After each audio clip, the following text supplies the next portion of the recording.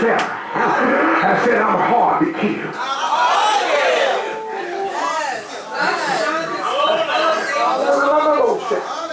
And said to him, let not the king sin against his servant, against David. Now, it's always good to have covenant relationship with people that when the chips are down, you can count on them. That they always gonna speak in your best interest. What I found out in this day and time that we're living now is there's so much deception going on in the church. Not everybody that sits in the pew beside you mean you any good. Folks can praise God with you, but yet still hate the clothes that you wear, hate the shoes that you, hate that hat, hate that hairpiece. I ain't talking to everybody in here, hallelujah, but the minute that you think everybody likes you, you already have been deceived. That's why you got to be cunning. You got to be all wiseful to understand that you got some enemies.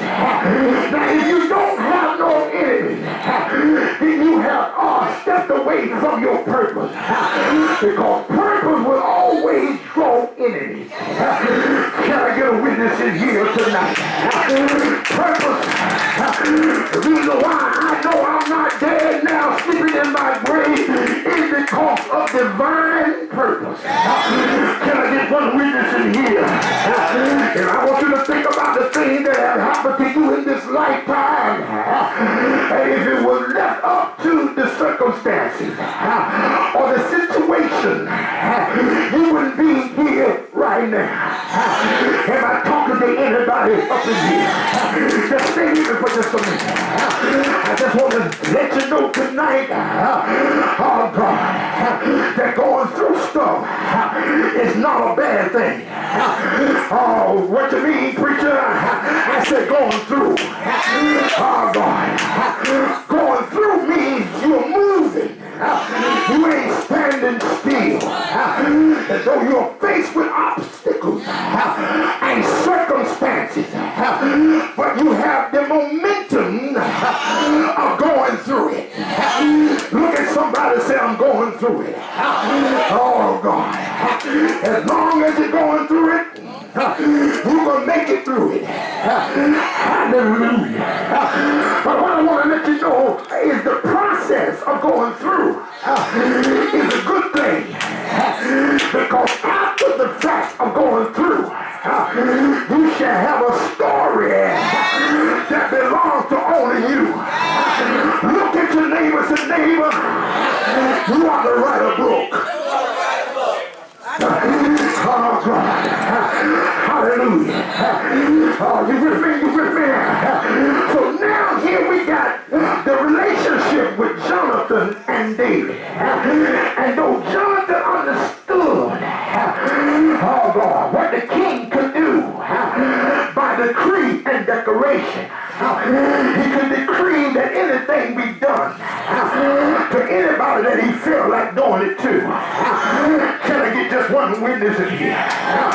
The king could demand that families be wiped out once he makes the decree. And so Jonathan, now being the son of the king, I want to tell you something. It's a bad thing for rulership to fall in a nasty, disrespectful person's hand. All right. Oh, you got to watch who you give rulership to. Oh, God. We don't even know what tomorrow's going to happen within America. Oh, God. We just don't know. Oh, God. It's a bad thing for a leader, instead of drawing peace, begin to stir up anger and discord among other leaders. They hate on America right now. Are you listening to what I'm saying? They hate on them. Just give the wrong leader the key. You'll find yourself in a predicament. Here now King Saul holds the key And he is ruling from a fierce hand. Oh, he wants to get rid of David, whose purpose is lies within him. Is there anybody under the sound of my voice that got purpose inside of you? As long as the seed of purpose is in you. Let me say it again. I said, as long as the seed of purpose is in you, you can't die. No, I can't. Look at your neighbor and tell your neighbor, the neighbor, as long as the seed of purpose is in me, you can't kill me. Stuff will happen to you. Yes, it will. God never promised you that people won't hate against you. He did not promise you. I feel like preacher just he did not promise you that family members going to drop you like it's hot. He didn't promise you that sometime blood would disown you. He did not promise you that you didn't have to go through the system of adoption. He did not promise you that you wouldn't have to be thrown into the system of foster child. He did not promise you that they wouldn't gang on you. He did not promise you that you would not be bullied. He did not promise you that you wouldn't have to go through a shelter experience. Ain't got no sense. He did not promise you that you would not be forsaken by your mother and your father. But I got a promise that when my mother and my father forsake me, the Lord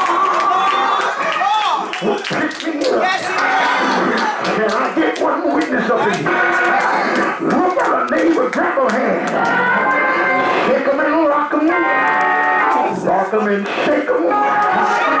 And tell us that the intention was to kill me. But I'm hard to kill. You ain't saying it. Hard to kill.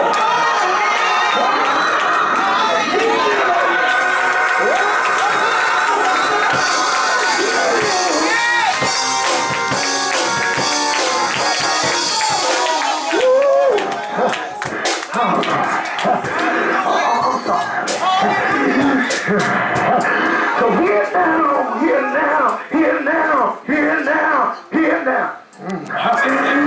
That now Saul is hating on David the more. I want to ask a question. Don't get mad with me. I want to ask a question. Has anybody in here ever been hated on?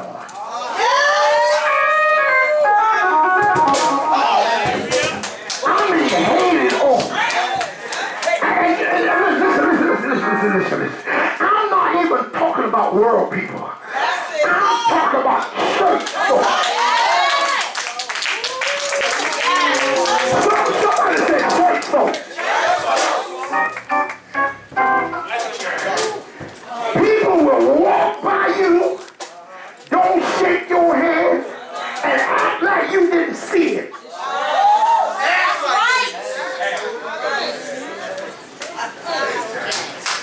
Some people in the church, should I sit down here a minute, will sit by you, and when they think that you don't see them, they'll color eye at you.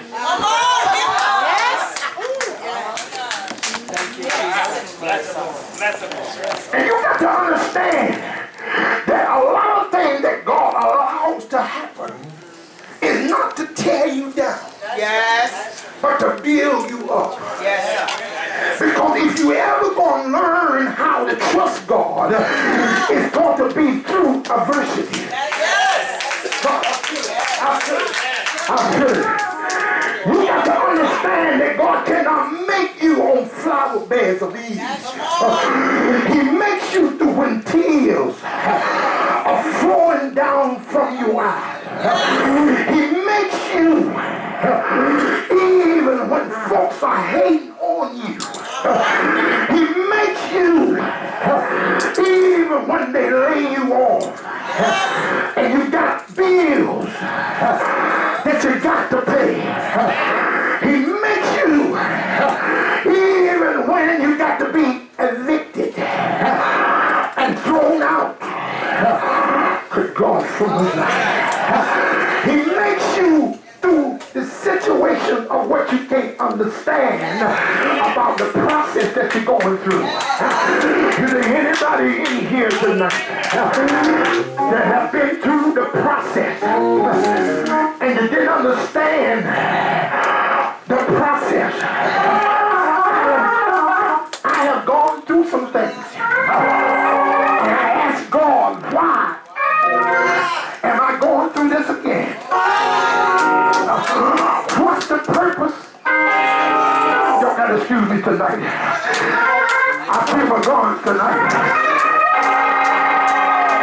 What is the purpose, Lord, that you're allowing me to go through this again? Have you ever been through something more than one time? Again, when you go through it again, it's more familiar to you.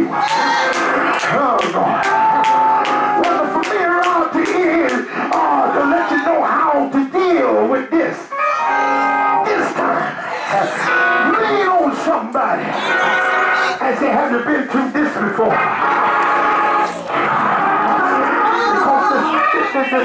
Because the road to success is learn how to master your song.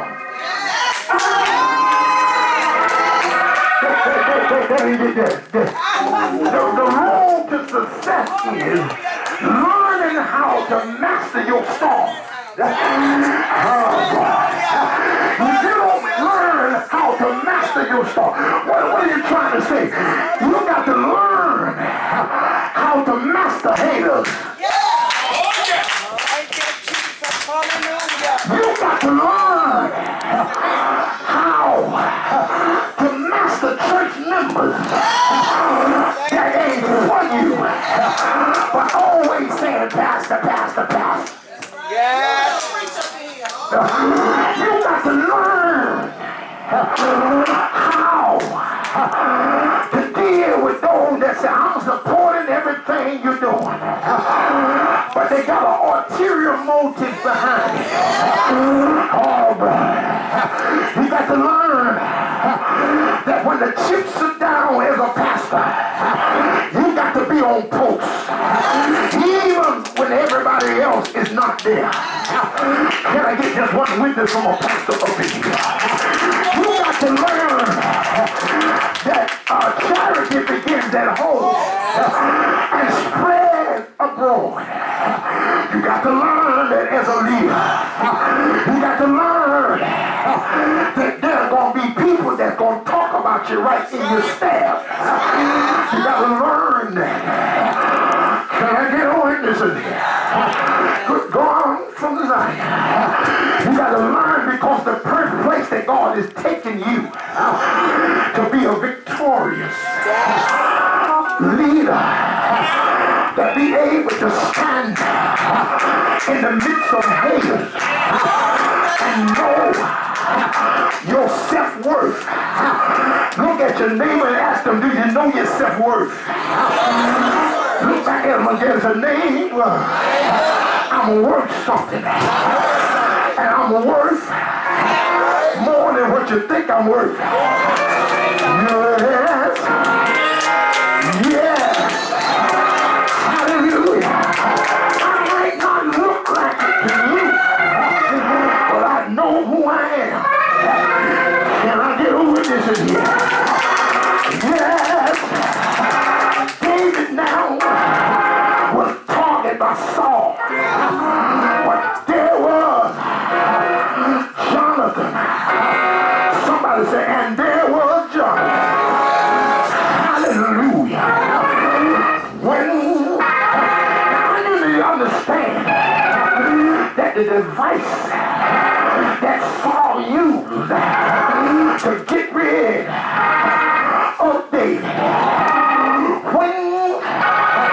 He